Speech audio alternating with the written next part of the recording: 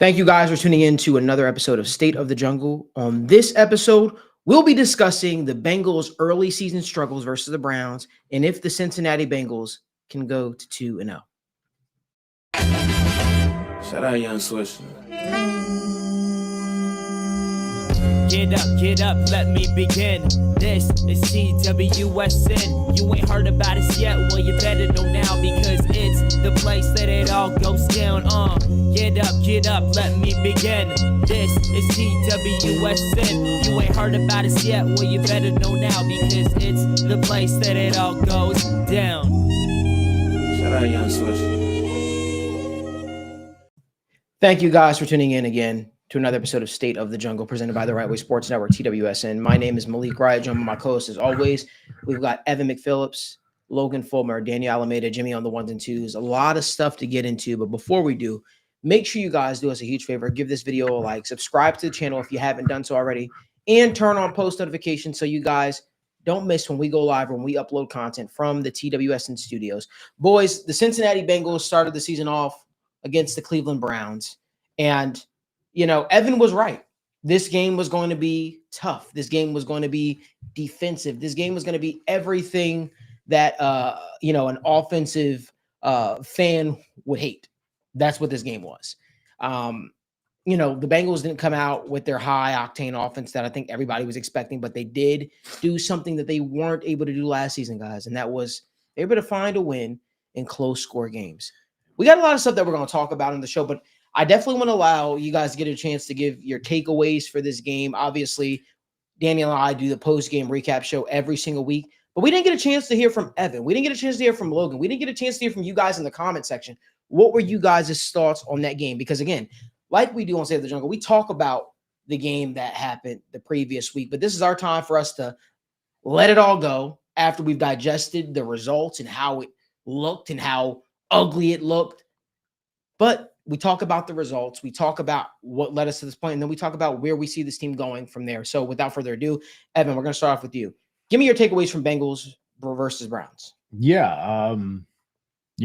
For first caveat is it was a win, right? And you're trying to walk away from week 1-0, right?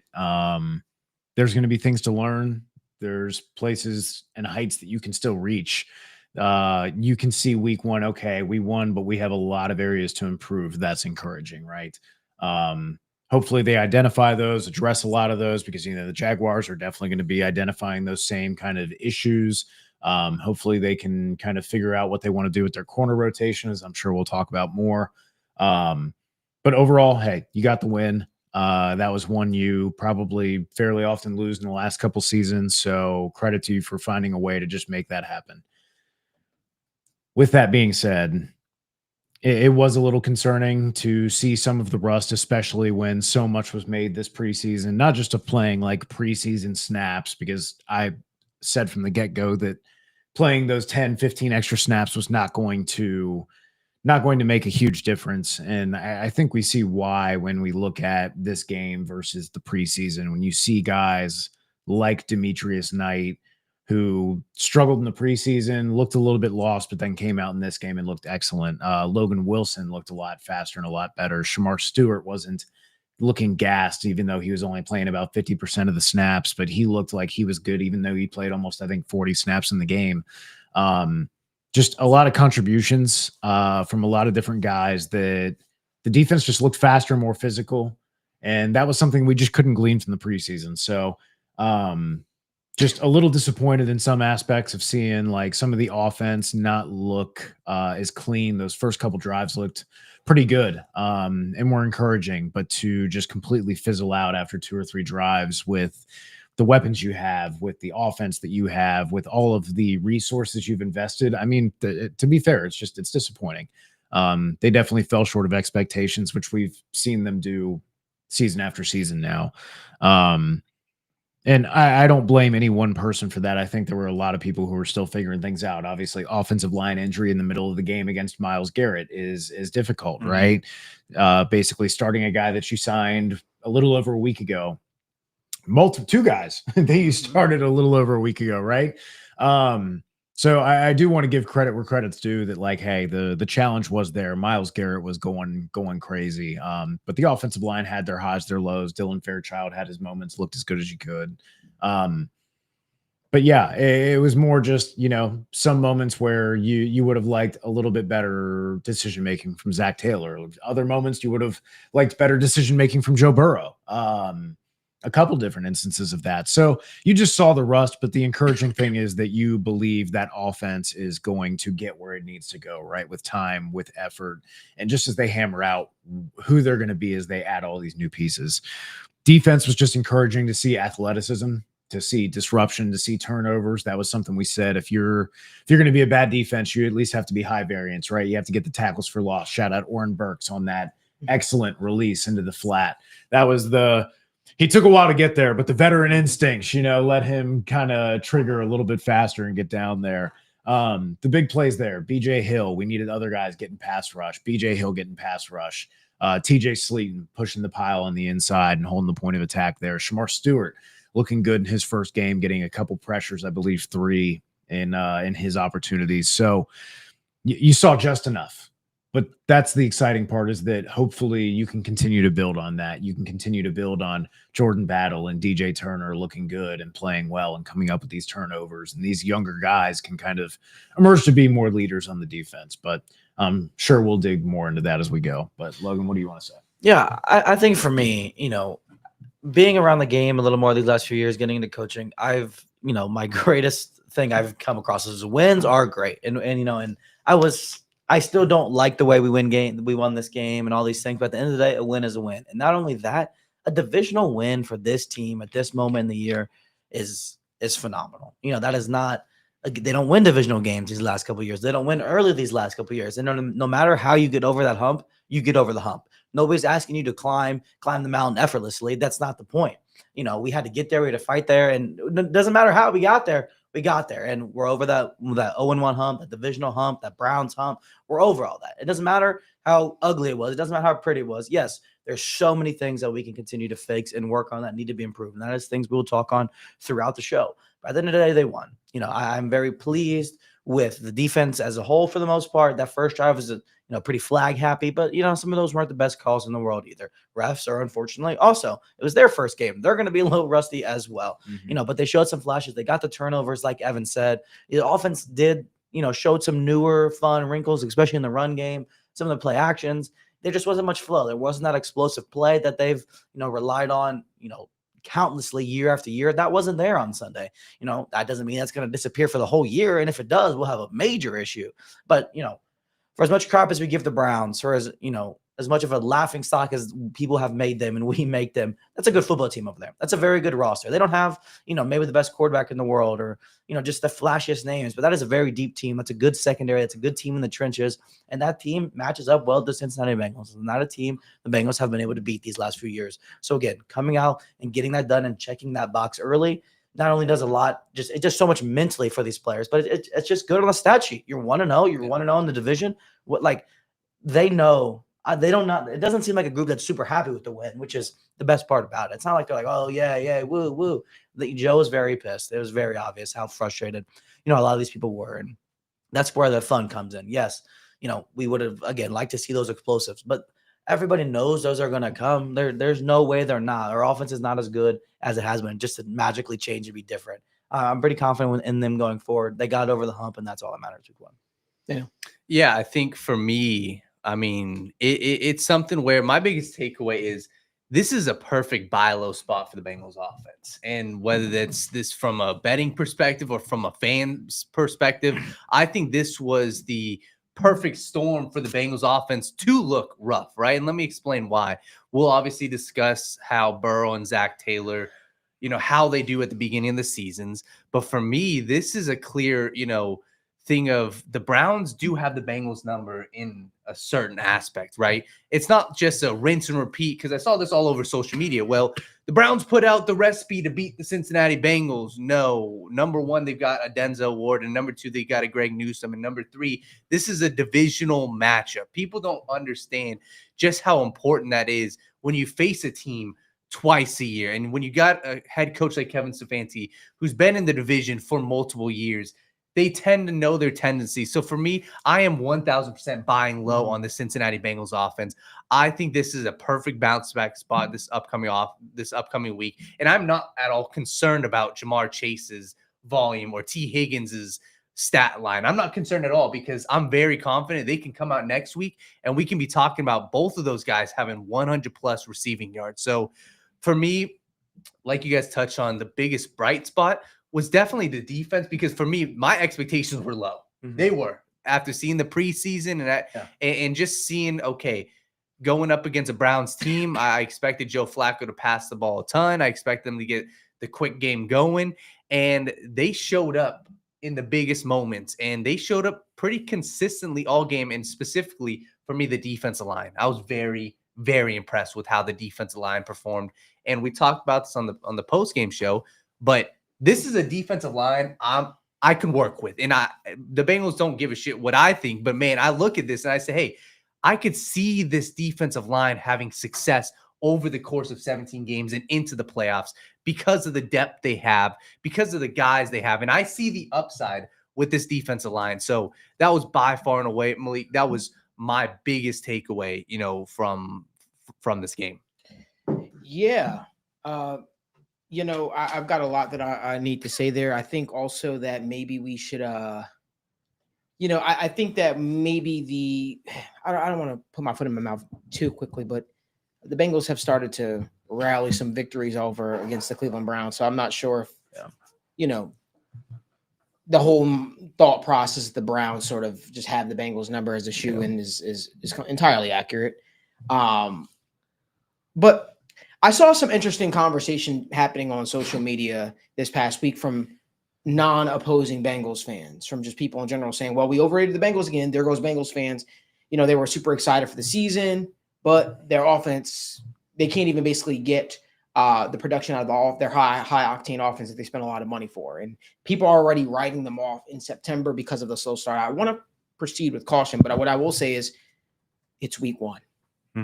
It's week one.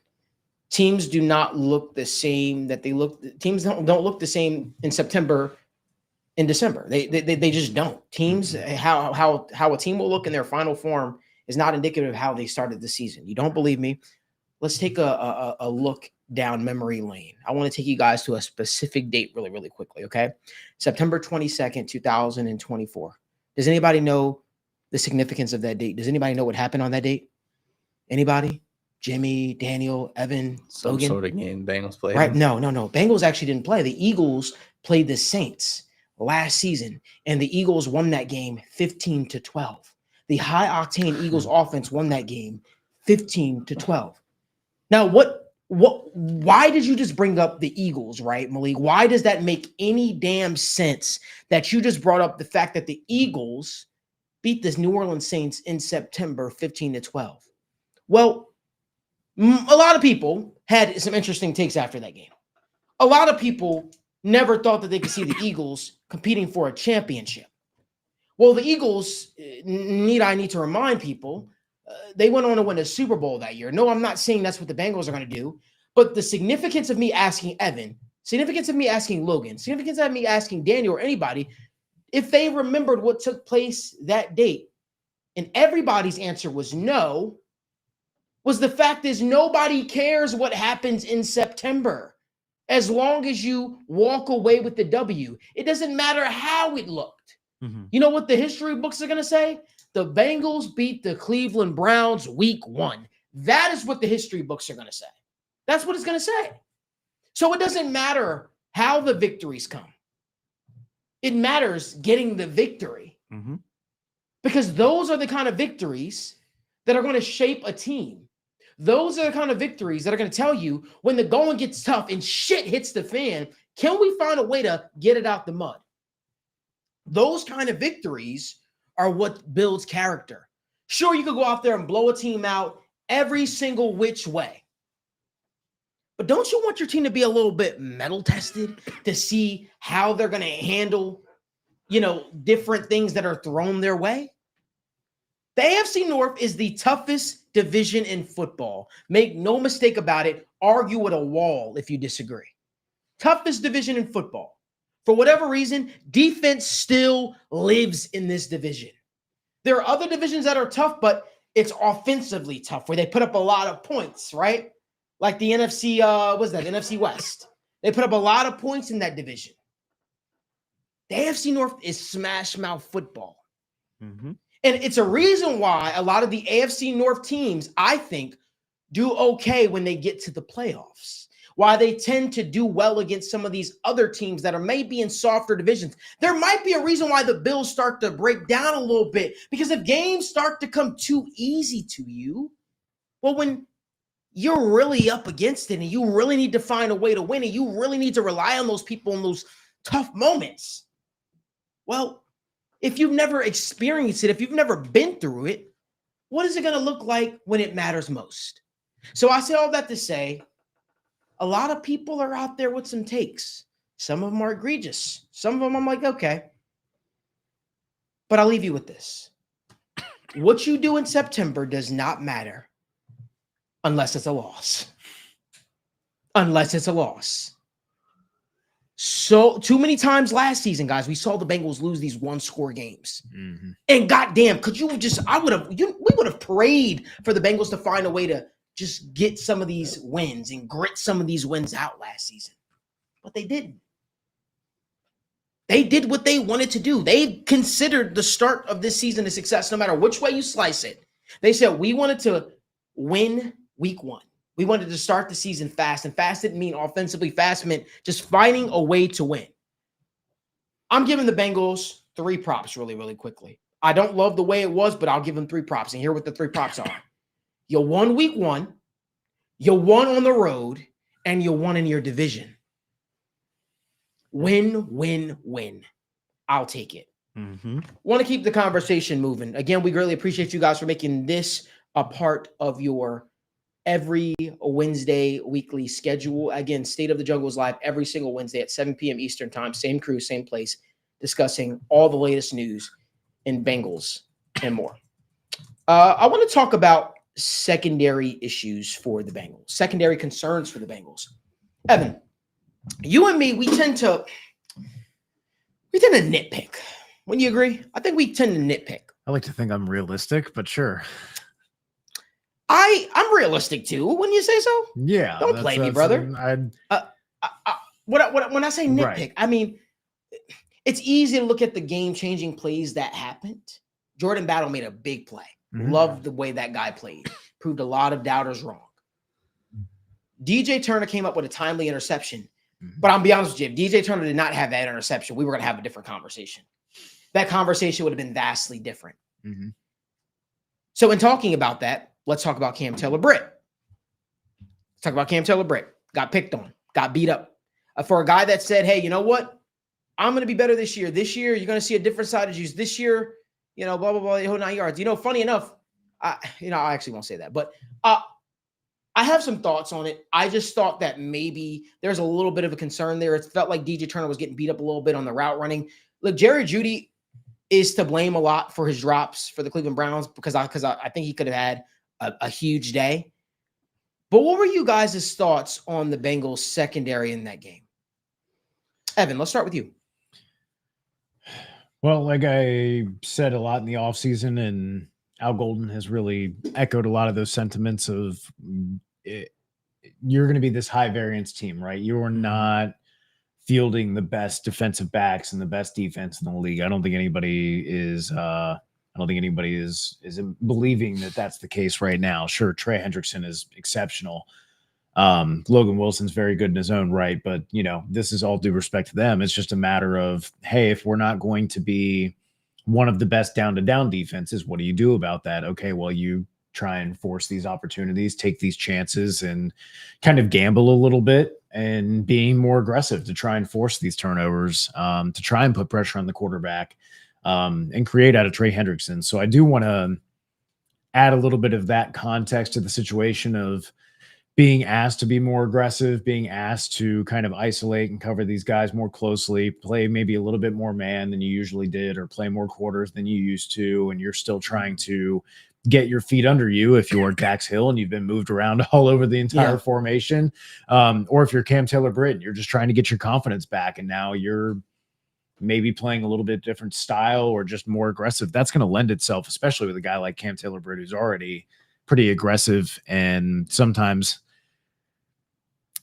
he's a little passive in coverage, aggressive more in the run game, but then passive in coverage where he'll kind of wait a little bit too long for something to develop before clicking and going, oh crap, I need to go. And then he'll catch up.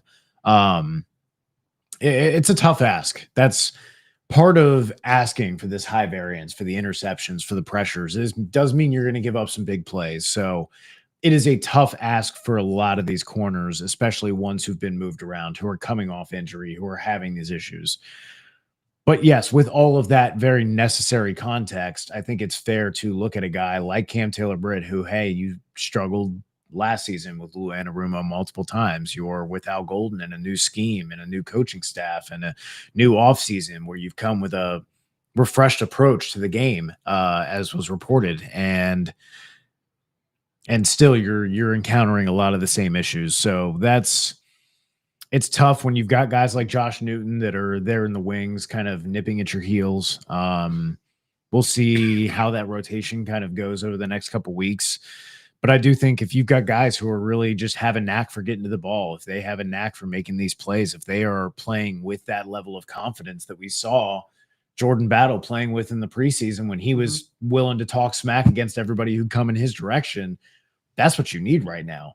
You can't be playing scared, and you can't be in your head at cornerback, because right after you get beat for 20 or 30 yards, you have to go back out there and you have to play that next snap like it never happened. And if you're feeling doubts or shaken about that, they're going to keep going after you. This league is not forgiving. I think it was actually the Jaguars last time. Was it the game 3 or 4 years ago when LaShawn Sims was the cornerback? Oh my God. And they targeted him like 8 times that game. I think it was the Jaguars. Too. And it's the same thing with 𝗬𝗪, man, or anybody who's playing corner and having a bad day, whoever that is, man. Like, you have to have that short-term memory, or it will sit with you and it'll hang with you, and it will be like an anchor and drag you down and make you play slow and make you doubt yourself. And if you're going to be that simple, fast defense that tries to generate turnovers, you can't be doubting yourself. You can't be doubting what you're seeing, and you can't play slow. Those are all things you can't do in Al Golden's defense. So if that's going to be the case, until you can figure out what's going on and kind of get your feet back under you, maybe it's best if 𝗬𝗪 kind of comes in situationally. Yeah, I think for me, it's just with the whole secondary, I don't want to say I'm not overly concerned, but I'm just not really concerned. Like, I think this is a semi-reasonable outcome that we expected in this game, and kind of the style of play they were going to come in the season. I mean, I don't think anybody was very confident in the cornerback room. I thought no. Okay. Listen, Logan, me and you agree. We agree on a lot of stuff.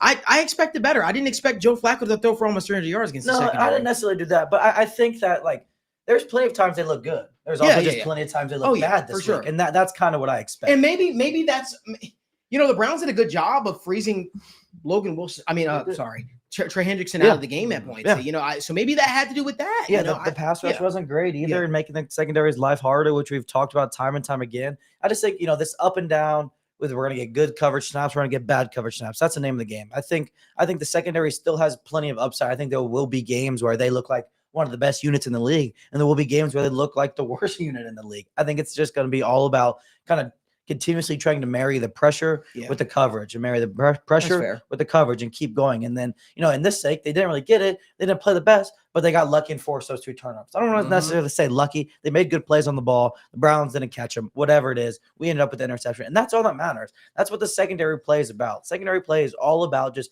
making a play when you are allowed to make a play. Yeah. That if you're going to knock the ball away, if you're going to catch an interception, make a tackle for loss, whatever it is, as long as you capitalize when the opportunity presents itself, that's what they have to do, and that's what they did. In that first drive, they had countless flags, but there's going to be some crews that don't call any of that. Yeah. Now maybe we got a 3 and out on the first drive. It's such an up and down unit where I'm not trying to make too many assumptions yet. They could be really good still. They could be really bad. It's just we have to do a better job of. We've talked about years and years about marrying the run and the pass, and marrying the run and the pass on the offense. Now it's that issue's kind of coming on defense, to where once they those games where everything kind of clicks together, the defense is going to look phenomenal, and the games that doesn't, it's not going to look very good. It's kind of how I feel. I mean, I agree with you. Yeah. I think there's a part of there's a couple things we got to discuss here, boys. I think that the linebacker unit looked a lot better than we all expected, Mhm. right? I'm not sure if we're on the wide shot, but I kind of want to get Logan's like real-time reaction when I'm saying Mhm. certain stuff because I want to know if we disagree or agree. But I thought the linebacker unit looked a lot better than what we anticipated. Yep. Personally, I thought it looked a lot better than what we anticipated. And I thought Demetrius Knight showed the reason why the Bengals had Yes. as much hype and much, I believe I'll say faith in him. Yeah. Trust. I'll say this. One thing that we did prove is that we still can't cover tight ends. That is a very known thing. So I will continue to hammer every single time the Bengals have a prop that go up against a tight end. I don't even know who the Jaguars. tight Brenton end this week. Strange. Brenton Brenton Strange. Strange. He had a good game. Fantastic. Gonna bet. Gonna be Sleep. betting that. Relax. What? Brenton Strange. I'm gonna be on. betting that. I'm gonna be betting that. No, I'm hell yeah. Yeah, hell yeah. Because like, we can't guard tight ends, and that was a rookie tight end, Harold Fannin, undersized, also who was able to Beast. make some plays against the Bengals. So again, Penn these are things that we State want. tight end. You're Yeah. gonna bet against that man So- against the Bengals? Hell no. 10 catches, 3 He tutties. might have 4 catches, four or 5 catches. But one thing I'll say is, we got to highlight some people. And we're going to get to the rookies. That's why I want to wait for the rookie report card for a second. That's going to be a new segment on State of the Jungle. But in talking about guys on the defense, I do want to shout out. I saw Shamar Stewart. I'm not Shamar Stewart. I saw Miles Murphy in on a few Mhm, plays where he made some plays. He seemed to be physical in the run game. Seemed to be strong at the point of attack. I thought Mike Pennell. Am I Yep. saying his name right? Pennell. Yeah, Mike Pennell. He did a very good job at holding his ground in the run game. He had the highest Yeah. run stop rate against any D line with at least 20 snaps in week 1. You love to see that. Yeah. You love to see that. Getting that guy off waivers Mhm. or just off the street. Or I off the guess, street yeah. after getting cut. I thought Chris Jenkins. I thought he showed a lot of promise. BJ Hill, BJ Hill shocked me. Mhm. BJ Hill shocked me. Let me give a clap for BJ Hill. Oh, BJ Hill Oh. shocked me. I didn't expect to see all that from He was BJ Hill. disruptive. He was- wasn't. he He wasn't was. just like late He wins. wasn't just It a was guy. like genuine Yeah. disruption, like Yeah. good pocket push. Yeah. yeah. It's the defensive line got stronger as the game went on. Which is great. They- And I feel like the offensive line went the other way. Yeah, but part of that, we're going to talk about that. But part of that is play call. Play calling was, man, that play calling. We're going to get to that. But I thought I just want to shout out them on the defensive side. I thought Dax Hill played well. Yes. I thought Jordan Battle, standout guy. We have a new thing here at TWSN where we give our players of the week. It was between Jordan Battle and Ed Oliver for us. We went with Ed Oliver because he just made some crucial plays down the stretch for the Bills. But Hater. no. But Jordan Battle, Why do you hate was the locked in Bengals? because I didn't want to. Why do you hate the Bengals? No. Why do you what hate the mean? Tide, What do man? you What's mean? wrong What with do you? mean, man? What do you mean? I love them. I love them. But I just want to shout those guys out defensively, man. That I think that they really did a good job. So these next 2 topics that we're going to talk about here, I don't even know where I want to start with, or what I want to start with first. Let's start with Zach Taylor. Let's talk about Zach Taylor's game management concerns, which we talk about every single year, which feels like we talk about every single week. Somebody said, what happened to Know Thy Enemy? Know Thy Enemy is going to be on the Twitter or the X going forward. A lot of people were complaining, saying that, oh, they missed this and they wish that they would have saw it out. So we thought in our minds, we don't know if it was the right way to go about things or not, but we said, hey, let's post it on the Twitter early enough so where everybody can content get it out to people. That way you're not like, oh, damn, you're catching it Sunday or you're catching it after the game or you just missed it, because I know there were some weird things with YouTube where it wasn't just letting you know when things were being posted. So if you guys want us to post it on the YouTube, we can do that as well. But we try to go for the path of least resistant. Mhm. We figured if we post it on the Twitter, you can share it out to your friends and your other Bengals fans, the whole 9 yards. But let us know what you guys think. Yeah, But, maybe we just do both. Yeah, Evan definitely had Know Thy Enemy out on the channel. It was out on Friday. So be on the lookout for that as well. It'll be on the sit down with Malik Wright, so you can catch that. But let's talk about Zach Taylor's game management. Boys, Yeah. Dude, I Yep. Okay.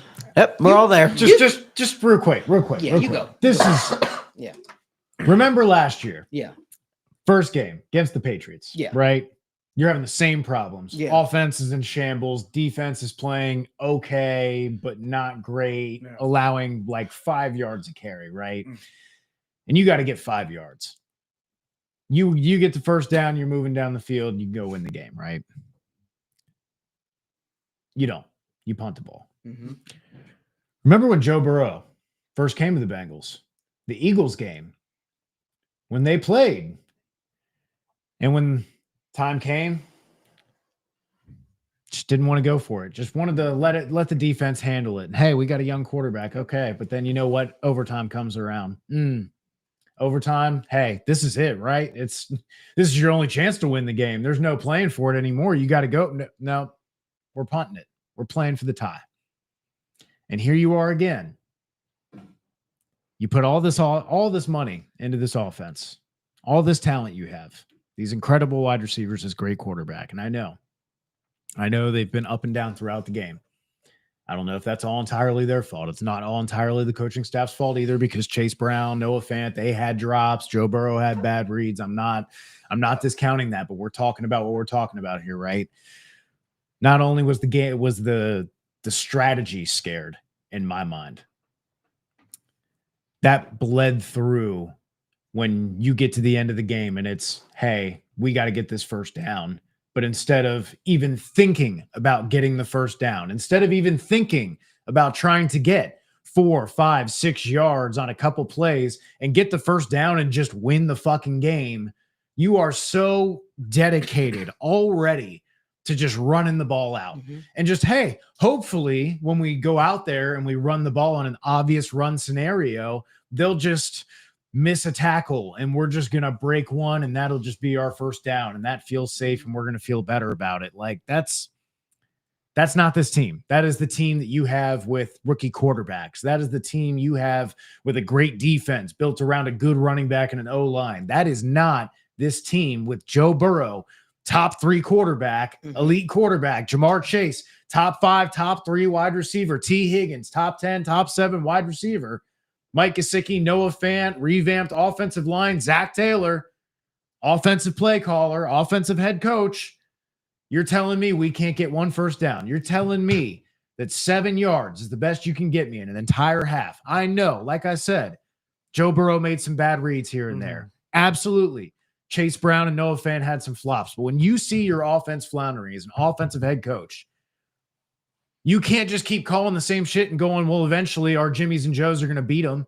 You got to get in the X's and O's. Okay, start doing some just flat reads. They're doing a lot of man offense. Make them run across traffic. Put them in bunches. You got Noah Fant. Put him in line. Someone's got to cover him. Put 2 wide receivers to the right. Send that traffic right across and just put Noah Fant on the flat route. Just do a little easy read, a little RPO. Yep. Get Joe Burrow in rhythm. Get a little catch going to the outside. Make the linebacker or the safety that's trying to cover Fant on that play go across 4 guys. That's tough ask. That's ways you can be creative. You got to create that traffic. You got to get in these bunch formations. You got to make them pay and do these adjustments. You can't just say, well, they're playing man and our guys should just beat them. Like Daniel said earlier, Denzel Ward, Greg Newsome, they get fucking paychecks too, guys. Yep.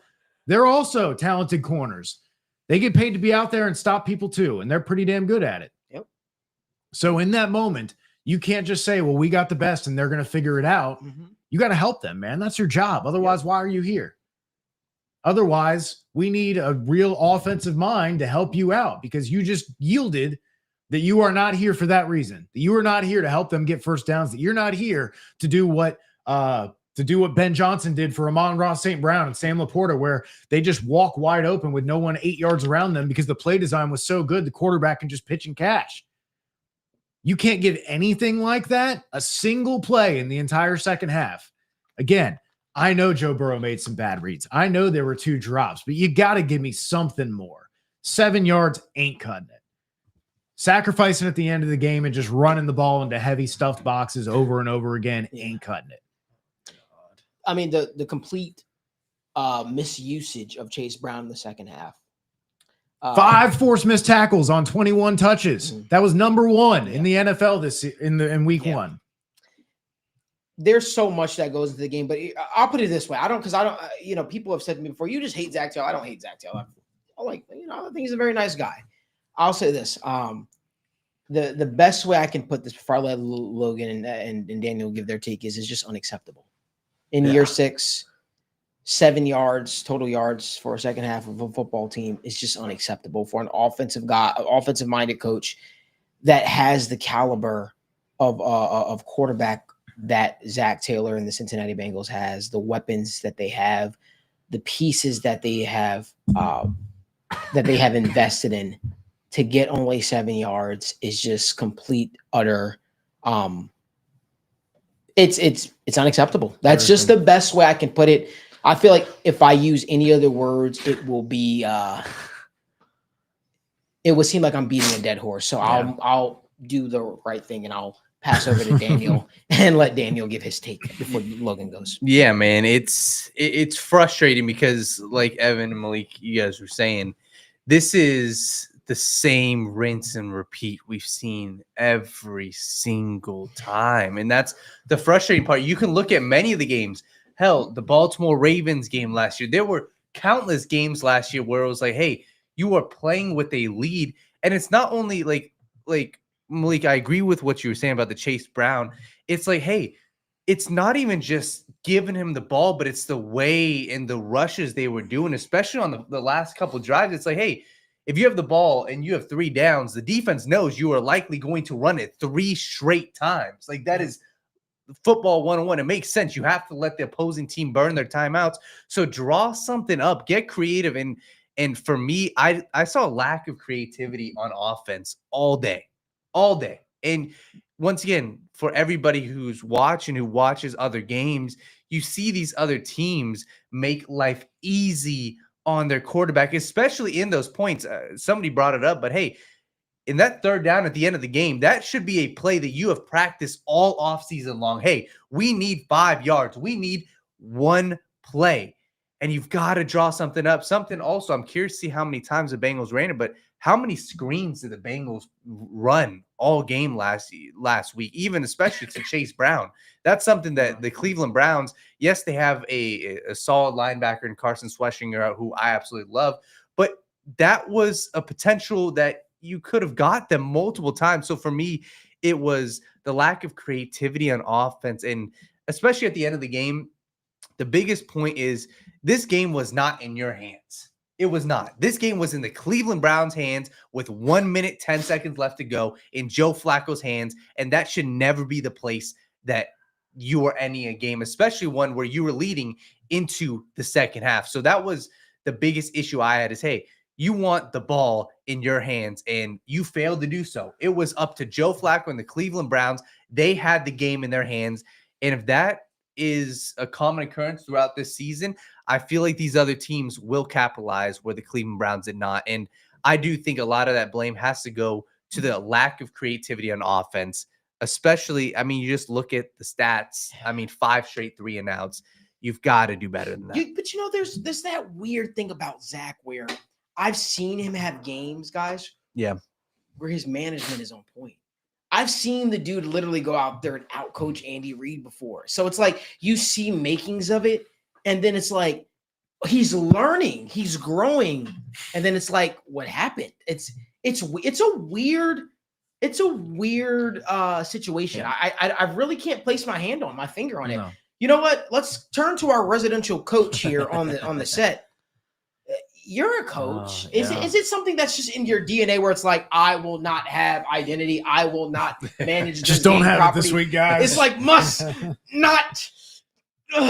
call timeout after kickoff. Like is it just something that just gravitates to you where it's like, I don't know, man. Can you talk about that? I mean, in general, there's going to be point in times where everybody's a little slower than they need to be, and I think Zach's moments come pretty at bad times. Like it's absolutely inexcusable to come off of a kickoff and have to burn a timeout. That is one of the most like, as a coach and a person that signals in the plays, that is one of the most embarrassing things for me personally. Like, if that ever happens, if I'm ever slow getting a play call in, that is nobody's fault but my own.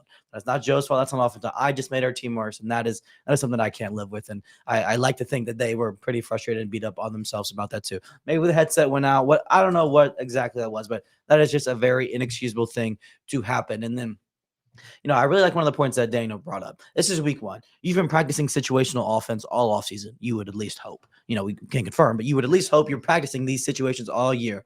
We get multiple drives where we need yards. We need a first down. We need, a first down. We need to burn some clock. We need to do something to get the ball rolling, to get things flowing, just to not give the defense on the field in 4 plays. And they failed time and time and time and time and time again. And that was so frustrating. I know. I will be the first to say that when your quarterback, as much as we love Joe Burrow, when he was looking a little shaky at times, he wasn't making the right reads. It's very hard to, stop the clock on a throw and do all these things when but that's what Joe is. You have enough trust in him at that time. I don't know if he's reading too much into the game script or whatever it is to not just trust Joe Burrow in those moments. But at the end of the day, the thing that frustrated me the most was those last drives where we just ran the ball and just accepted losing yards. We didn't even have a push. There's 13 people in the backfield on every snap. They're the whole team, people coming off the bench in the backfield to tackle us. We didn't care what they were doing. We were handing that ball off, no ifs, ands, or buts about it. There was no harm in attaching a slant to the backside or a bubble screen or a flat or literally anything to where if Joe likes the read, he can throw it and throw the easiest pitch and catch in the world, gain more yards, keep the clock rolling too. You cannot just continuously hand the ball off. Yes, I'm very glad he wanted them to burn their timeouts. That is a fine thought process. I totally, wholeheartedly understand that and agree with that. But there's better ways to do it than just lining up in 13 personnel, taking your best players off of the field and doing nothing. It benefits them more having Jamar and T and everybody on the field running the motions, fake a jet with them, run an orbit with them, do something creative with them to maybe draw the attention. Nobody gives a shit if Cam Grandy's on the field blocking the left defensive end. Nobody. The Browns sure don't. So that's the stuff that really frustrates me. You can't take your stars off the field at the end of the game. I don't care who they are. Get some more creativity in the run game late in the game. Just do something that attaches a little bit of an outlet. Like on that 1 4th down that I think Evan was talking about earlier, when we try to draw them off sides and we didn't go for it. Oh my God. If Joe Burrow, why did you bring it up? If Joe Burrow had any freedom to hike that football, he hikes the football and hits Jamar Chase in the flat and he probably fucking scores. Like that's how wide open he was. Right. But he didn't feel like he had that freedom or was told he doesn't have that freedom or was told this is a dead ball, whatever it is. That is the stuff that it's just pointless and stupid. You don't do all this stuff on offense and devote all your time, devote all your literally all the resources you have on the offense. Pride yourself on being the best offense in the league just to cower up when the game is on the line. That's frustrating. That's deflating for everybody. I'm so glad they got a win, but that stuff hurts. That would hurt me as a player. That would hurt me as an offensive player. When I take my offense off the field on a 4th and 2, all the kids hate me. And they should. They believe in themselves, so why don't I believe in them? And that's the thing that I think Zach needs to listen to the players a little bit more. At that point, the onus is on them. If they fail, they'll be the first ones to tell you they messed up. That's infuriating because you see Lamar Jackson, you see even Caleb Williams on one, and then it was 4th down and short, and they're looking at they're all just like, "Yep, we're doing it." Like they're all like, "Hey, we believe in ourselves. We're ready to go do this." And you see the defeat as soon as Joe Burrow knows it's 4th down because he knows it's not even. We're not even thinking about it. Yeah. Like even with the game on the line repeatedly in 4th quarter situations with 2 minutes on the clock and you need your offense to carry you, Zach Taylor's repeatedly chose to trust his defense time and time again. You can see it. Like I said, there's excitement when it's 4th and short and everyone's trying to get their game plan together because they're so dedicated to going for it. But you see the defeat when that 4th comes up on the screen and Joe Burrow's ripping his chin strap off and walking off the field instead of we're going for it. Let's go. We're on this. And I'm not saying that's Joe's fault. Yeah. I'm saying that's probably team philosophy of like, hey, in these situations, we're not going to go for it. Like we're going to wait for this opportunity or what have you, or we're going to wait for the Ravens game this year. And then we're going to go for every 4th down. And those are going to be our 4th downs for the year. Like they did last year. Like, yes. That was so confusing because they were infuriatingly conservative on every game on 4th down until that Ravens game when suddenly, and you get the announcer, it's like 4th and 2 or 4th and 3 on their own 35. And they're like, the analytics tells you to go for this. It's like, no, it doesn't. That's not the one. That's not the one. And Zach was still going for it. And it's like, okay, so like, I don't know if you know what this button means. Like, it's like one of the dogs with the speaking buttons. It's like, I don't know if you know what this means or just you spam it and good things happen. But like, you do need to use it at the appropriate time. Like, so I just. But I think that's why when we talk about identity, you still don't know what Zach Taylor's style is to a degree. You don't know when he's being aggressive, like Dan Campbell, for right or for wrong, are different. He's going to be aggressive, on 4th down if it makes sense. More times, oftentimes than not, he's at close to midfield or at midfield. He's going to go for it because he believes you got to put up points. You just would think that with a quarterback like Joe Burrow, Zach Taylor would be like, okay, I'm going for it. We've invested. We have the best receiver in the game. We feel like we have the best 1-2 punch. Remember how good it looked when the headset went out for like 2 minutes and Joe Burrow just got to freestyle out there for a while? Yeah. And so, by the way, Logan, that was some energy you showed there, man. Thank you. That was one of the best Yeah. speeches No, I've dude, ever you seen brought you up get. that fourth down. I forgot about that. Oh, I was that was wide oh my open. god. I didn't at all. God, it We was- call Well, they no, I took the- blacked it out. I didn't Yeah. forget about it. I just, Yeah. the PTSD from all those I don't- instances. I of don't blame the you. Alex don't- Erickson sweeps and all that fun stuff on fourth down. Don't blame you at all. I don't know if people realize how much football we genuinely watch, but to your point, Cisse said in the comments, actually, he said that Zac Taylor never outcoached Andy Reid. Zac Taylor has had some performances where he's done really, really well coaching. And one of his best games, in which I do believe he outcoached Andy Reid, was December 4th, 2022. It was all about way back Super Bowl year. It was in Cincinnati. The Kansas City came to Cincinnati, and Zac Taylor called a masterful game plan, getting guys like 𝗦𝗔𝗟𝗡𝗪 involved. That game, that last drive to seal the game was absolutely beautiful. Absolutely beautiful. It was aggressive. It was everything, a mix of everything that you want to see. I know it's probably lost on a lot of people. People probably have forgotten about it because it's been blah, blah, blah, X amount of years. But I do want to say like that was I know it's deep down in there somewhere. Yeah. You just don't see it enough. So it's easy to say it's never happened. One thing I want to bring up, in talking about Zac Taylor, we got to also bring up the uncomfortable we got to talk about the uncomfortable topic of giving Joe Burrow some flack as well, guys. We got to talk about it. I feel like that's something. I feel like that's the one thing people you can't say. You can't call out Joe Burrow, but we're gonna do that. We're gonna talk about some things here. But before we do, if you guys can do us a huge favor, give this video a like, subscribe to the channel, and turn on post notifications so you guys don't miss when we go live or upload content from the TWSN studios. Remember, State of the Jungle is live every single Wednesday at 7 p.m. Eastern time. The morning shows are live every Monday, Thursday, and Friday at 10:30 a.m. Eastern time, where we go over everything NFL and everything in the sports world. But tomorrow at 7 p.m. Eastern time on this channel, we'll have a live interview. Well, not a live interview, a one-on-one interview going live with Noah Fant. Noah Fant had a good debut with the Cincinnati Bengals, catching a touchdown. It was a good conversation. We talked about everything. We talked about what led him here to Cincinnati. He talked about his visits. He talked about his days in Denver. There's so much to uncover, but make sure you guys have post notifications turned on so you guys don't miss when that interview airs on the channel. It'll also be live on X as well. So looking forward to kind of going through that all with y'all and seeing your reactions to getting to know Noah Fant a lot more as he gets settled in here in Cincinnati. But let's talk about Joe Burrow. Does Joe Burrow have a slow start issue, guys?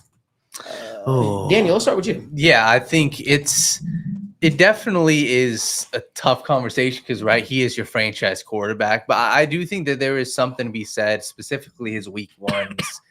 I mean, you just look at how they've been, whether that is a prepped between Zac Taylor and this offense saying, hey, we are going to go vanilla, because every single week one Joe Burrow's had has been with Zac Taylor. So that could be a case. But I mean, when you just look at the pure stats, I mean, there has been 4 games where Burrow's had less than 160 passing yards. And then the one other game that he was pretty poor was that Pittsburgh Steelers game. He had 4 interceptions in, that I believe that was four years ago. Mm-hmm.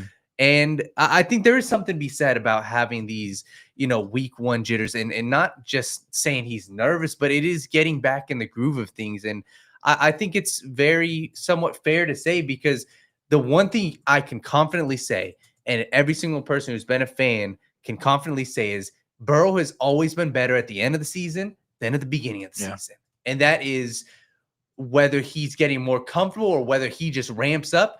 That is the biggest takeaway I have is, hey, when he gets in the groove of things and when he gets it rolling, this dude is the best quarterback in the NFL. And I still think he is. And I do think there is something to be said about him having a slow start. And like I said, I can't pinpoint if it's him specifically or if it's Zac Taylor calling a vanilla play style, because we've seen that. Last year's Patriots game was called very vanilla. It was lacked creativity, and we saw as the weeks went on, we're like, holy shit, Dan Pitch is starting to bring in more emotions. Dan Pitch is starting to do more of this, but I do think there's something to be said about Joe Burrow in week one, but I can't quite put my finger on if it's him or if it's the lack of creativity, because I think this offense lacked a ton of creativity as well. Yeah, I think there's blame to go around on every side. Everybody deserves some blame, and again, Joe Burrow deserves plenty as well. When you saw him, did make some best throws, certainly did make some of the best reads from time to time.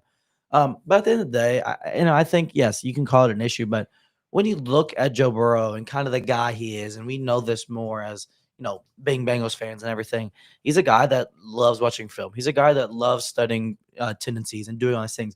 You know what? The one time of the year where you don't got a lot of that is week 1. Yeah. So it's like, he's so on top of the game. He's so much better as the year goes on because every week you play, you got more and more and more information on the team you're playing. And I think it's a very easy trend.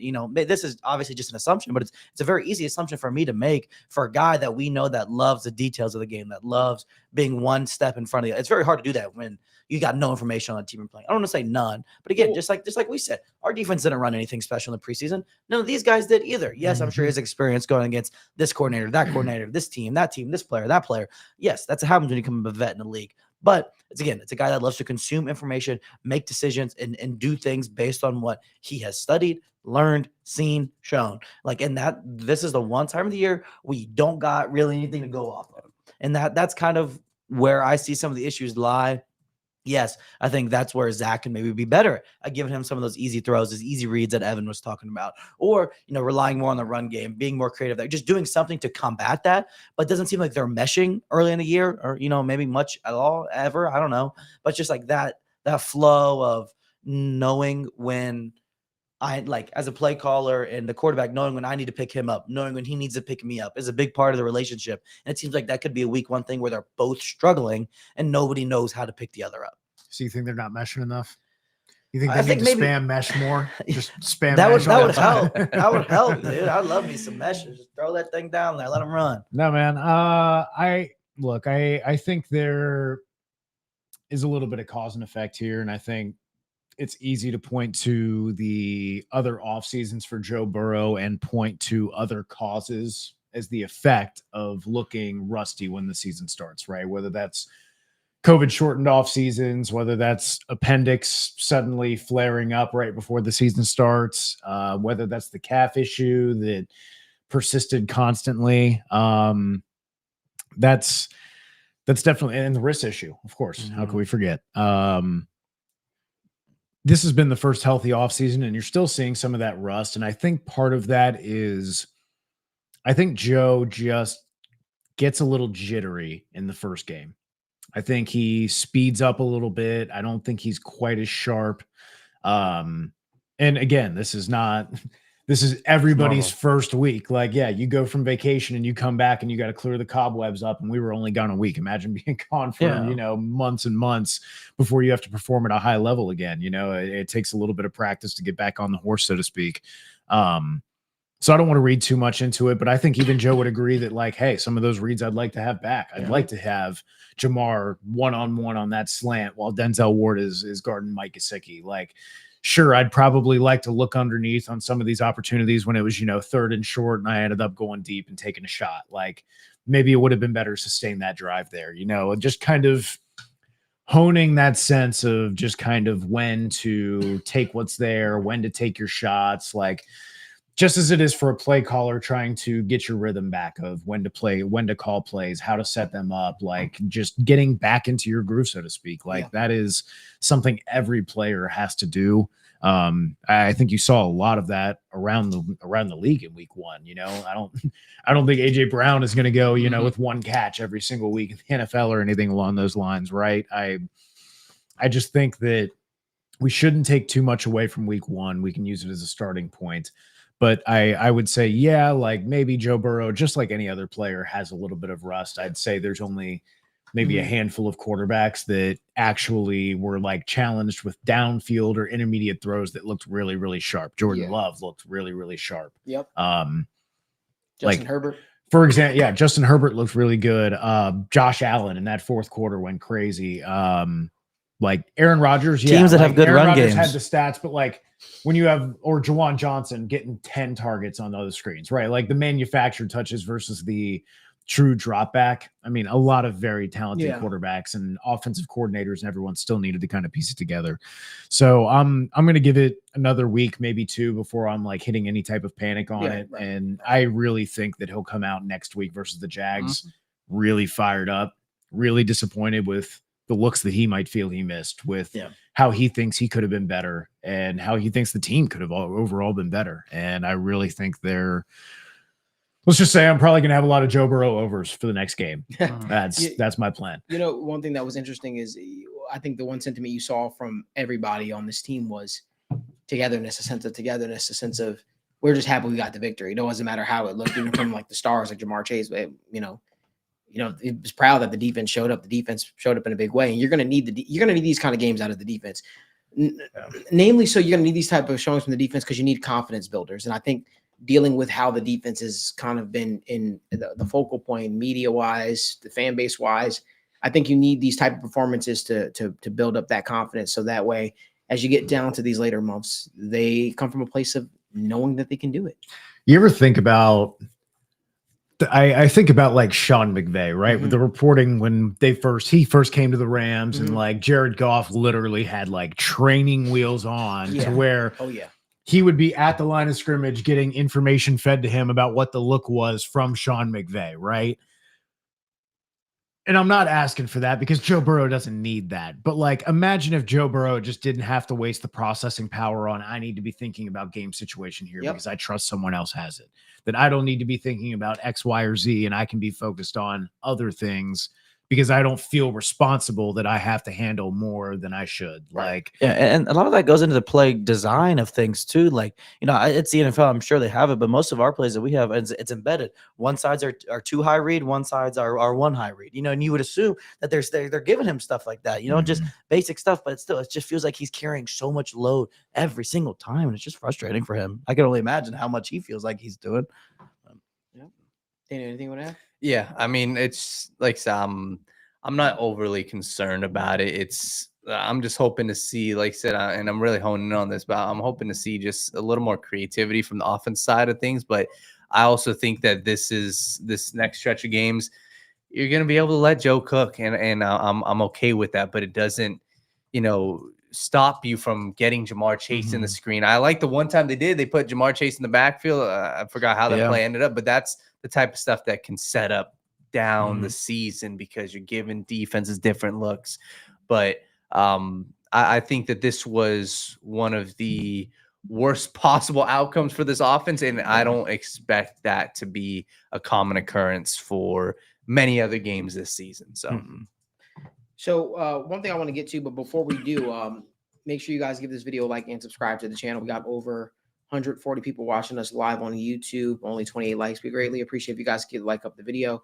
We got almost 800 plus people watching us on Twitter, so we appreciate y'all for tuning in as well. Let's talk about the Bengals rookie reports. I want to get your quick picks on who you thought stood out, who you thought needed to show more. Evan, let's start with you. I'm going to say this because I was a big, not detractor of the player. I was a big critic of the pick at the time with Shamar Stewart. Again, my reasons for that were not the player individually, going to a situation where I felt like I could trust the development more, like a la Josh Sweat, then or a Gregory Rousseau. Like those are guys where I was like, hey, maybe year 3, year 4 in a very good program, he could really hit his ceiling. Props to him for coming in and getting 3 pressures on 25 pass rush attempts, getting Dan Horn talked about his ability to bat balls, like his length, his athleticism. It is disruptive even besides the technical ability, right? You can still find ways to be effective. It's exciting to think about that kind of guy. If he can develop that repertoire, if he can develop that technique and that understanding, he did not look out of place. He did not look like the moment was too big for him, which is awesome week 1 for a rookie, especially one who did not participate in a lot of camp. So I always try to be realistic, always try to be giving credit where credit is due. And I believe Shamar Stewart is due a lot of credit for his performance in week 1. I agree. I hope that he can continue on that trajectory. What grade would you give him?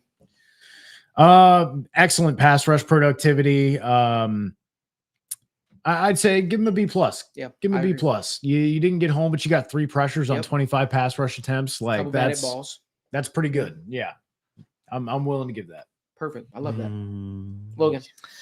Man, it's really hard for me because I continue wanting to talk about Shamar Stewart and how fun he was. Demetrius Knight, we've touched on a lot too. Dylan Fairchild, I think, came back down to earth a little bit this week. I think he still played pretty solid, which is good. I'll take solid. But I know he kind of garnered a lot of hype. And he's a pick that I've been very, not that it wasn't the happiest with at the time of the pick. That is being very, very, very, very, very generous about it. But 4 pressures, 2 QB hits, not graded very well. Pass blocking graded 37-ish, like on the day. Like again, that's a very, very, very tough first task. But again, I did think he showed some flashes. He made some good blocks, much like anybody on this team, much as anybody in their first NFL game. You're going to have your ups and your downs, and he showed enough ups to give you some hope, but he obviously showed some plenty of lows as well. Can But I ask you a I'm not question too about upset that? about Can I ask you a question about Yeah. that? I'm sorry to cut you No, off. you're good, I just you're want to good. make sure we stick on that for a second. Mhm. I don't think that the play calling did anything to help the offense in the second half. No. I thought that the second It half did play not. calling was egregious. They let up 0 sacks It did in the not. first half. No, yeah. And then literally just everything just went to shambles. Like they forgot that they had Chase Brown back there. It's like they just kept doing the same thing over and over again. You know what I mean? Like for me, Yeah. I just thought that the offensive line didn't just forget how to block. No. I thought there was a little bit of creativity in terms of leaving guys in playing the guessing game to a degree on the defensive side of the ball, whether it was marrying the run game with the pass game. And I think that you come out in the second half and you just choose to just go away from it. It's the same thing we've been saying literally for years, guys. Yeah. The inability to stick with the run game or be consistent with it. Even though you say we want to be a physical team, we want to be known for our ability to run the football. We want to be able to lean on teams. Well, that's when you do it. That's when you do it. And so I don't know. For me, I just think that again, I'll keep saying it because like the offensive line is going to look bad if you have to earn the right to rush the passer. Yes. But guess what? If you put teams in a situation where you're like, you know what, we're just going to go out there, we're going to pass the ball. You're not making them earn the right to rush the passer. They can just rush the passer freely because they know what's coming. Mhm. There's no threat of the run game there. The first half, you made them earn the right to rush the passer, which is why they had to play the guessing game, which is why they didn't know what was going on. Yeah. So I don't know. Yeah. No, I agree. And I even think that it just goes more so like I even thought during the course of the game, the play calling, it was just like the play action game. I mean, you watch a lot of these other teams that really make it a focal point. The Bengals, they just didn't have that. Even on like some of these rushes that Chase Brown was on, it was just very uncreative. The touchdown he scored was because of him. Like it was one of the best runs I've seen from him. I mean, maybe even of his entire career. And it was very subtle, but it was the fact that obviously he's going right, broke a tackle, stopped, went to the left. And I just think that they have to do a better job making life easier. And it's always going to be tough, especially at the end of the games. Like you look at those 2 plays, the stunt, they are going to learn so much from that. Like that one specific play where Dylan Fairchild obviously got beat, to the inside with the Myles Garrett. They're going to learn so much from that. But that's a communication thing also with Yes. him and Orlando Brown, right? That's passing off a guy and understanding what's coming your way. That as well. That's one of the most talented defensive lines you're going to face. I mean, on top of that, I want to point out that like it's easy to be like, oh, Myles Garrett got a lot of pressure suddenly, so like he was cooking the defensive ends. Like when we talk about creativity, right? Like you look at those Myles Garrett pressures. What was it, back to back that they just had him loop? Yeah. They had him loop behind the other defensive lineman. And so that's not on the tackle because the tackle is trying to pass that off to the interior guys. Yes. But the problem with the interior guys is Myles Garrett is really fucking fast for how big he is. So by the time you see him coming around the edge with a full head of steam, he's moving at a full speed and you're trying to get your hands on a guy who you're not ready and braced for. The dude just blows right by you because he's so fast and he's so strong. So you can't even square up and really anchor down and get him or get your hands on him. That's why people use stunts, twists, and loops so often. But then you yield yourself to, like you said, if you get gashed in the run game, if you're wrong, or if they call a run to that gap that you're voiding, then suddenly you can give up a lot of leverage if the play call is right. So that's part of the game, right? But like you said, they're trusting the Bengals are going to pass. They feel confident. And then they loved it so much the first time they ran it back again and it worked again. And that's the kind of creativity that we talk about in setting your players up, right? Like we all are fantasy people. We watch Red Zone, we like the Bengals, but we look around the league a little bit, right? Even if you're not watching every game, and just watch some of the players just right after the snap. Like, how close is the nearest defender? Does it feel that hard? Because sometimes, man, these guys are wide ass open, and it's just like, can we get 3 of those? Can we get 2 of those per game? Like, it's because the script looked great. Credit to them. They came in, they played the first couple drives, looked great. What happened to that plan? Yeah. Because if you can plan for the first couple parts of the game, like, is it just the live action that gets you? Like, what? Dude, you clearly have the infrastructure. You clearly have the plays in the playbook. 100%. So is it just the sequence? Like, what is the disconnect? Do what the Browns did. The Browns ran the same play about 7 times in that game. That's the thing. Just do it again. Don't be like, I ran that play, I got to throw it away. Like, Sean McVay would run the same freaking 4 or 5 plays in a row and just to each side until you prove you can stop it. Exactly. 100%. That's 100% what they should have done. The Browns ran the same variations, a couple run variations, a couple passing variations that were literally almost identical every single time. And but that's what makes them difficult to defend, right? Even though they're simple inherently, they all look so identical. Because in your mind, you're like, they're not going to do it again. And the boom, they do it again. Right. Well, that's the thing is if suddenly, like they have they run out in this formation, right? And they've got 2 tight ends with Njoku and they're running curl flats. Okay. They're running curl flats. Okay. They're running curl flats. They've done it 3 times from this formation. And then suddenly they come out and both tight ends streak. Yeah. And you're taking that 1 or 2 false read step to the flat. That gets you out of position for the seam route. Like that's what we're talking about. You don't have to be like, hey, I'm going to draw up this crazy motion that happens and these guys are going to bump hands and then they're going to grab one and hurl a guy and catapult and we'll hook and ladder. No, you don't have to do that. Sometimes it can just be lining up and using window dressing of looking the exact same. That's what guys like Andy Reid and Kyle Shanahan do. That formation and those plays all look the exact same for the first 2 seconds that you're looking at them until you're too late when you realize, wait, this is all different from what I've seen on film and what I've seen in the game. Yep. And that's, again, creativity can be creativity in thought, in implementation, in sequence. It doesn't have to be in design. Yep. But that's where cohesion comes together. That's when they say the play action needs to mirror the run game. That handoff to that point until Joe Burrow is keeping it himself, that all needs to be run in that defense's mind. Yep.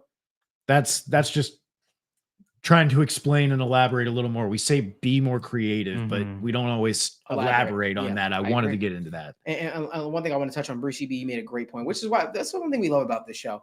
You guys are all a part of this family, right? So feel free, never feel like we're trying to big time you. We don't think that you guys have football knowledge. I respect everybody. That's part of why I tried to build this community.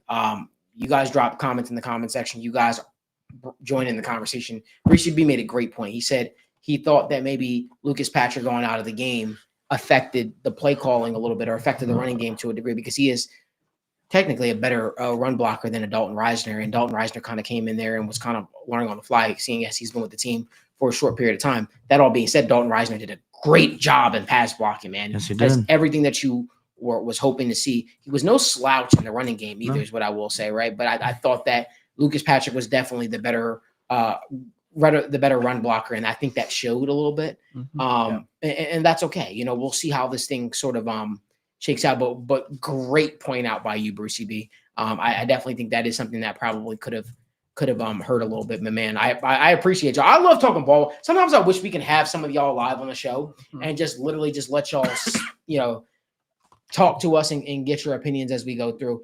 Something I'm toying with for this year too is kind of having Bengals fans join me on the live post-game show and kind of getting your opinions and sounding off to Daniel and I and letting us know what your real-time thoughts were on games, whether they were the good, the bad, the ugly, the whole 9 yards. But man, very, very, very, very insightful ad by you. One thing I want to get to, one of our final topics before we jump to some questions is Jaguars versus Bengals preview. We want to talk about that, and we want to talk about some of our favorite bets for the game. Without further ado, I'll let the guy go himself, Daniel Almeida. Daniel, there's not too many props up right now. Yeah.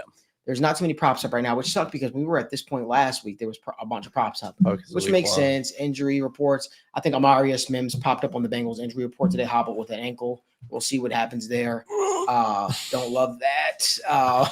But Daniel, is there a prop that you're paying attention to before the tight end whisper speaks? Yeah, I'll let you handle that side of things. I'm with you there. But for me, there's two things at least I'll say and one from each side. But for me, there's a clear side on what the Jaguars are going to try to do, and I think it is going to be the quick passing game, and it's something that Liam Cohen immediately installed with the Jacksonville Jaguars. And I think I'm looking at this two ways. I'm looking at Trevor Lawrence's completions, and I'm looking at this Travis Hunter. I'm all in on this. And the reason why I'm all in on the Travis Hunter is because it is manufactured. And whether you want to take this Travis Hunter or even you want to go in with the Brian Thomas Jr., I think Travis Hunter is the easy guy for the receptions. It's probably be 4.5, 5.5. But this is something, I mean, I watched him in preseason. I watched him last week. His route tree is so simple. It is screens, quick slants. That's why you want to wait. Is the Brian Thomas connection just looked a little off? And it's more downfield stuff. It's more traditional, like X receiver stuff. So it's just inherently not going to be as harder to be there week to week. Well, I'm even going to say this too, and this I'm not going to get too ahead of ourselves, but when you look at what Brian Thomas did last year, people aren't going to like this. He performed a lot better with Mac Jones than he did with Trevor Lawrence. A lot better. When you look at the numbers, the amount of targets and their connection, it's going to take a little bit of time. But like I said, I just staying on the bets.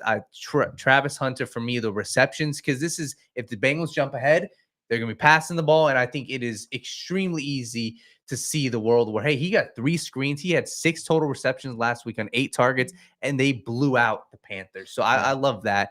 And then on the flip side, I'm all in on the passing game of the Cincinnati Bengals. So I'm definitely taking whether I don't know exactly if I'm taking Ja'Marr Chase, T. Higgins, but for me, I think that this is a game. If you are looking to take a ladder bet of 100+ receiving yards for Ja'Marr Chase or even a T. Higgins, this is the game, as well as I'm very confident Chase Brown scores a touchdown. So those are a couple of the bets. Yeah, just to throw a different style out there, I really like the over the longest reception for both Brian Thomas Jr. and Ja'Marr Chase. These are two guys that these are their players, man. Yeah. Like, these are their star receivers, and they both didn't really have great week ones.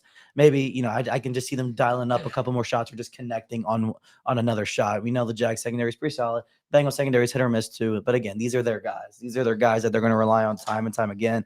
And they didn't get the hit one in week 1. I can just see both teams. Ja'Mar's is 25.5. That's far, but no, but he hit that. Oh, man. He hit that in 12 of 17 games last year. I like that.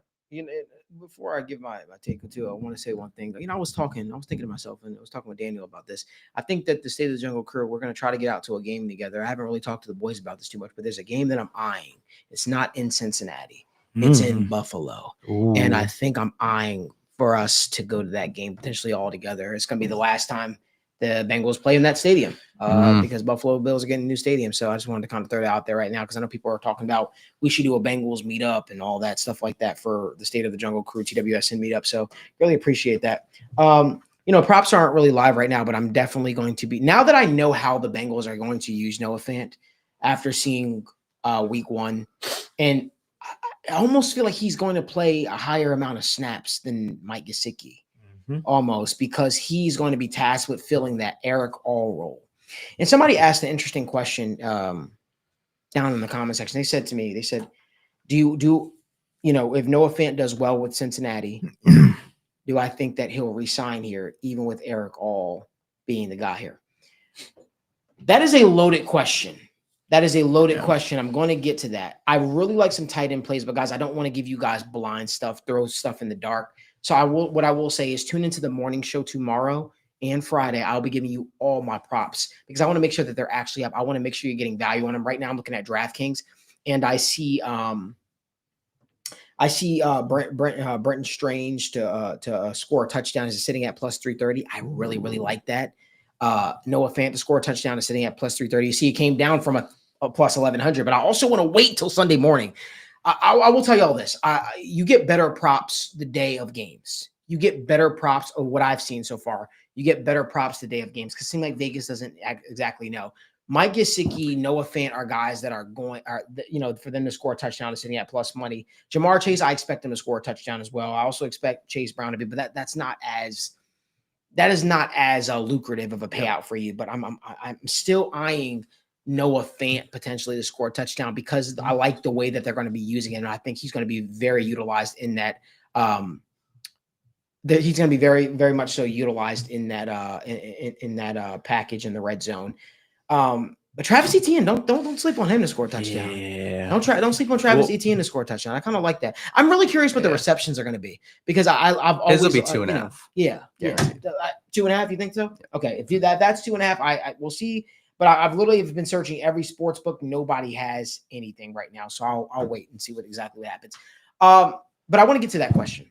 In talking with Noah, and I don't want to let the cat out of the bag too much about that interview, Evan, he gave a very insightful answer. And he was very strategic when he picked Cincinnati. That's what I will say regarding that. I'll let him tell that story when you guys watch that interview. But this was not just a shot in the dark. He said to me, and I quote, Marissa and Dan, you guys are right there. I've made my money. I've made money in my career. It wasn't about money. This isn't about money. This is about fit. This is about how could I become the best version of Noah Fant possible. And Cincinnati was the team that made the most sense. And it was such a breath of fresh air to see an organization believe in him, see an organization give him the opportunities. And what I might be saying, again, this might come off, the Bengals are very excited about Noah Fant's run after the catch ability. And I think that's something that they should be excited about, right? Because he really is dynamic when he gets the ball in his hands. And we only saw glimpses of it, but I think Noah Fant, I think they feel like they lucked out to get Noah Fant at this spot, at this point in the season as well. Guys, I don't mean to be that guy when I say this. And again, this is not coming from any insider knowledge. I just think that I have doubts about 𝗪𝗏𝗏's playing future. I really do. It's a guy who's had a lot of injury history, who was taken in the middle of rounds, who is, again, having problems with injuries, man. And that's, you hope for his recovery, but you're not discounting somebody who's a proven veteran because you had a promising rookie who looked good for a couple games. And I don't mean that to demean 𝗪𝗏𝗏. I mean that to I'm rooting for him. I'm genuinely rooting for him to come back and bounce back. But I think it's a large ask for him to come back to be the same player as well. I think that there's a lot that kind of goes into it. And I think that you ought to almost have an uphill climb to get back to that spot in which you were at. I'm really rooting for 𝗪𝗏𝗏. He's an awesome dude. But one thing I want to tack on, because we were just talking about the tight ends, that was something I really thought was interesting that I wanted to bring up. Mike Gesicki, 0 inline snaps. Yeah. He is wide receiver Mike Gesicki. Yes. We were talking about this all offseason is like, hey, halfway through the season, they kind of figured out he's kind of our wide receiver 3. He was getting more targets. He was having more of a role, and 𝗪𝗏𝗏 was being relied on a little bit less. And again, this offseason, we were saying the same thing of like, hey, he's kind of their de facto wide receiver 3. Well, there you go. I have no targets for 𝗪𝗏𝗏. He is literally the wide receiver. That is 63% from the slot, 36% out wide. That excites me. You wonder why? Because you get Mike Gesicki and you get Noah Fant. You're using him properly. That's a giant wide receiver out there. That's like having a bigger T. Higgins out there.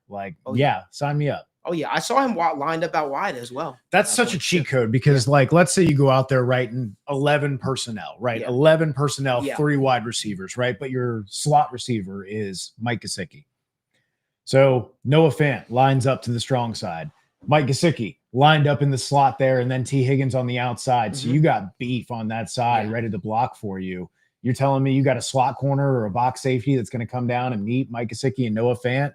You're telling me that corner is going to take on T. Higgins out there? That's a lot of ways that a lot of people are going when they kind of operate with that power slot is like, hey, we want the big wide receivers to help us in the run game.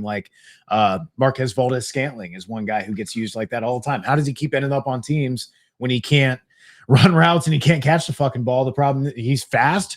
He can run decoy routes and he'll block his ass off in the slot.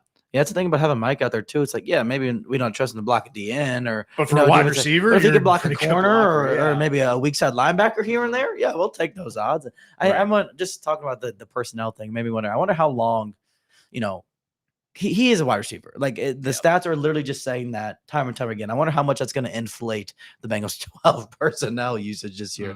So I just thought about that because we got up pretty high last year, but it's probably the same thing. Just Drew Sample on the field, Mike Gesicki in the field. Are we really in 12 personnel?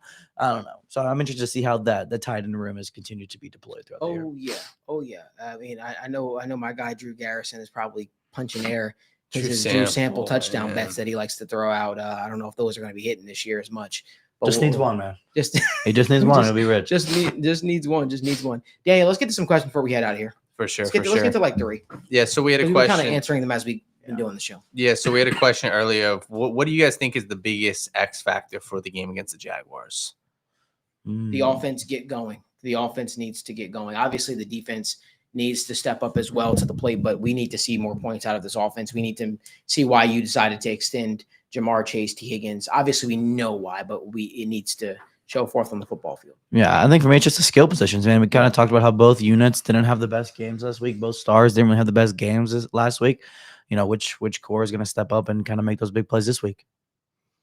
Yeah, and I think for me personally, it's the defensive line of the Jaguars. They have a very, very good defensive line. So it's Josh Hines-Allen, I believe, is top 3 in the NFL in pressures so far. Trayvon Walker, Eric Armstead, 6'6". So that you've got to be able to stop those guys, especially from the passing game, because those guys will make life a living hell for you. Somebody asked a question about Cam Taylor-Britt that said, are you guys concerned to the point where you guys would consider benching him? Or maybe filtering in some snaps of a Josh Noon or a Marco Wilson? You never want to cornerback is such a weird. You don't want to be swapping corners in and out. I think that's it's not like wide receiver. Yeah. It's not like D-line where you want a rotation. Like it is a rhythm. It's a rhythm. It is. Sure. Yeah, it is very much like the running back has been seeing and setting things up. Like wide receivers have been setting things up and moving and doing different things that like you've been picking up on as a corner. I love what Zach said though. He talked about how Cam Taylor-Britt told him, "Oh, well, this is just going to be the best year. I'm going to bounce back. This one." That's the mindset. And he's like, "Well, now you got to show it. Like, right? The talk is cheap, but you got to actually." Well, was it Marvin? Was he always? I see better than I hear. Right? Yeah. But this is not the time to do it. Right? No, like right now, week 1 is not the time to do my crazy shit I'm about to talk about. But Logan and I have been saying for a year and a half, 2 years now, when they were talking about maybe you move DJ Turner or Dax to slot, we were like, why not move Cam Taylor-Britt? Because he is over aggressive, comes downhill and hits hard and can give you a little bit as a blitzer. You want to stop getting beat deep. You want to be able to stay underneath and be able to kind of read things out and bite on it and give you less information to kind of worry about and be lower risk for giving up constantly big plays. And like, yeah, if your slot's being targeted, like, yeah, that hurts, but you can kind of move things around a little bit. You can offer support. You can give other players the inside leverage to help out with that a little bit and kind of bracket them a little bit. Yep. Like there's ways you can kind of help and soften your slot receiver a lot easier than you can dedicate help to your wide side receiver or wide side corner, right? Like that's harder to do. So like, again, now's not the time, but I just always thought, hey, the guy loves to come downhill, loves to hit people, would be a menace. Right. That's why I was like, he would be a menace from the slot as like that box, like hybrid kind of cover player. But, you know, again, now is not the time to be moving him. Like just keep everybody where they're at right now, playing in their rhythm, and we'll see who the best ones are who end up out there. And we had one comment from Tom Jones. He said, do you guys think Yoshivas, Charlie Jones, or Burton are going to see more play time at some point? Burton's got to worry about being active. That's what I think. We'll see. Charlie Jones got to worry about catching punts and kickoffs. Yeah. That's it. I think that is what he does. It seems like Yoshi Voss is the guy that has the trust out there. Yeah, we know Mike. Regardless of what we think, Yoshi Voss is the guy that has Burrow's trust, and he runs with opportunities, I guess, that he's given. So we'll see what happens there. Dude, it's going to be wild if their new like base 11 personnel is Fant, Gesicki, Higgins, and Jamar. That's what I'm saying. Like as a, I like it. I'm with exciting. it. Like I'm with it. I think that gets your most lethal, dynamic weapons out there. I do. I know that's not anything anybody's worried about, but I'm gonna be interested to see how PFF charts that if that's what they run out all year. There's no way you can call that 12 personnel all year long. You can't. One thing I'm gonna say as well, you know, this is me just being honest. I think that, Joe, you campaign for your guys to get paid, and they talk about they get so excited and amped up for these big matchups, and then to just like be gun shy on some of the big cornerback matchups. I get that they're like Evan said, I get that they're sticky cover guys, but there's a reason why those guys get paid as well. You got to give your guys a chance. You got to give your guys a chance. And I really hope that he kind of like not be reckless with the ball, but there's no way I'm not giving Ja'Marr Chase opportunities. I wanted to see him get more opportunities against Denzel Ward personally. There was another question in here where somebody was asking what matchup am I looking forward to the most? I won't say who. The player was not Ja'Marr Chase is what I will say. Well, I will start by saying, but a player said to me, the matchup that a lot of people in the locker room are looking forward to is Ja'Marr Chase versus Travis Hunter. They want to know how good Travis Hunter actually is. I'm looking forward to it too. And so I'm looking forward to that matchup because they're looking forward to that somebody matchup. else not looking forward to that. You know, He had 6 snaps at corner last week. they're saying he's going to get more snaps this week. 2 more. I think 4 they more. They're need putting it. him in He's like coming on the field to guard Andre Yoshirasa when he comes. Well, I mean, it's third down, Get some right? It's confidence like out there, third quick. and long, They better obvious put him on passing Ja'Marr. situations. Listen, I'm here for that matchup if it happens, though. Yeah, you too. I just don't. I don't know if that's tough possible. introduction. What Tough did he do introduction to the league. offensively, though? Like, I mean, I know, like, No, he I didn't feel do like much. I feel like this is a game where I would probably use him more as a corner. This is the game. I think you have to. Yeah. Looking at just the matchup wise, I think that I feel like they're going to play him on offense. You obviously have Diami Brown, but you look at the other corners, like I think you just need to. And I don't know if it's a fantastic matchup, but that's why you drafted him number 2 overall. You drafted him for these, and I think you've got to get him reps. Even like I said, it's third and long, and hey, utilize his deep speed because even their other corners last week, one of the other corners was getting cooked by Ted McMillan. So It's one of those things too. Like if you're calling plays, if Travis Hunter's on the field, and if I can design it to where whoever he's guarding is running 55 million yards down the field to tire him out, I'm going to do it every time. I'm going to do what I can to make him as tired as he can, just be a worse football player when he's on the field for offense. There's so many things an offense coordinator could do with that. He's obviously a one-on-one athlete, but I'm really interested to see how it plays out for him, man. I agree, and I do think like obviously at some point we'll talk about the matchup, but man, like that is the matchups. You have to go after T. Higgins, Ja'Marr Chase. I think that is how you can beat this team, attack the boundaries because man, we didn't get to see it last week, but this is if you want to win a matchup, I think this is the matchup you have T. Higgins, Ja'Marr Chase. And like you said, this is why you pay him the big bucks. But Tom Jones said, do you guys think that Taj Brooks will get more play time? No. It's not Special a need teams. yet. Yeah. Made a great tackle.